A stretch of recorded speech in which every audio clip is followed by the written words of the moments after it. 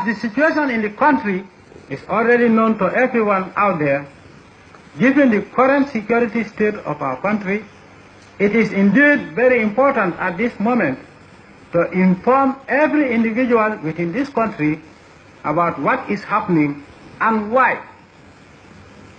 A peaceful takeover from the PPP regime took place yesterday, the 22nd of July, 1994. The PPP government has been overthrown and an Armed Forces Provisional Ruling Council headed by Lieutenant Yahya A.J.J. Jammeh has been instituted. The reasons for this takeover are basically that the PPP government was supposed to be democratic and accountable, but this was never the case, as there has never been an independent electoral commission. There was rampant and outrageous corruption to a scale that the nation's coffers were looted by few individuals who for the past 3 decades made sure that they remain at the top.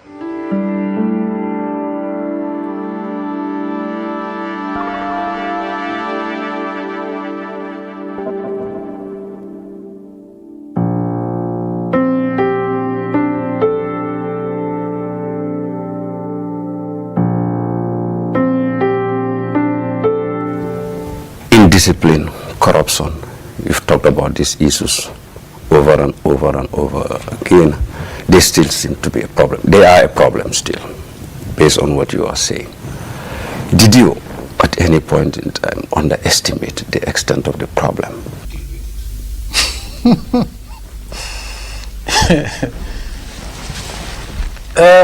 Well, corruption, I'm not saying it doesn't exist, but it's very infinitesimal compared to certain countries. Most countries, in fact. We are the least corrupt country. But am I blowing my trumpet? No. We want to be a zero corruption country. We have zero tolerance for corruption. And it makes me annoyed that despite our fight against corruption, people are still very brave. One, not because they believe in God, because Allah would not protect you when you are corrupt, but because of this phenomenon of so-called gram marabouts.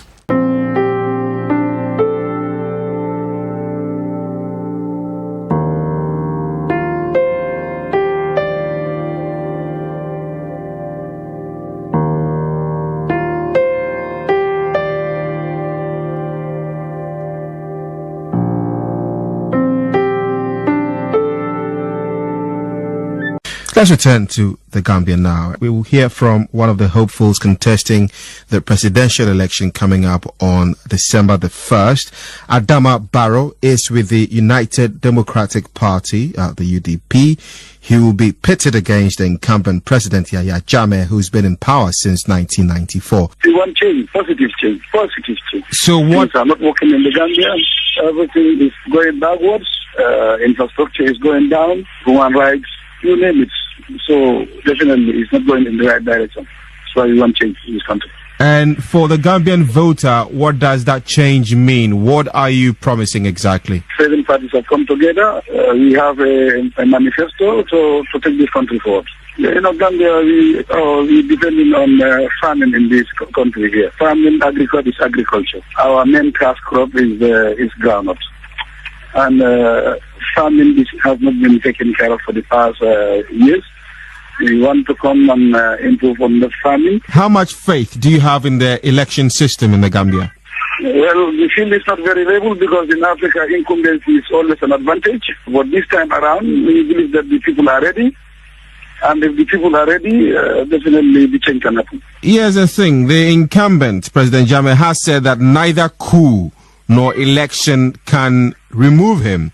So, it brings up lots of questions about whether or not really the system will be free and fair. It's just bluffing. I see no reason that the change cannot happen. I see no reason. People are ready, definitely. They are struggling, they are on the defensive, That's why he is saying all those threats. But as you say, people are struggling, people are ready. We've heard that many times in the past with previous elections. People have not voted him out. Why will anything be different this time round? This time is completely different. Completely different. Because you are the candidate? It's not because I'm the candidate, but I have traveled length and breadth of the country for the last 10 days. I know exactly what is happening. There's a suggestion that the opposition, front in the Gambia in itself is fragmented. So the question going to this election is whether, really the opposition alliance will hold, or do you worry that some of your members could be compromised? We don't expect anybody to be compromised.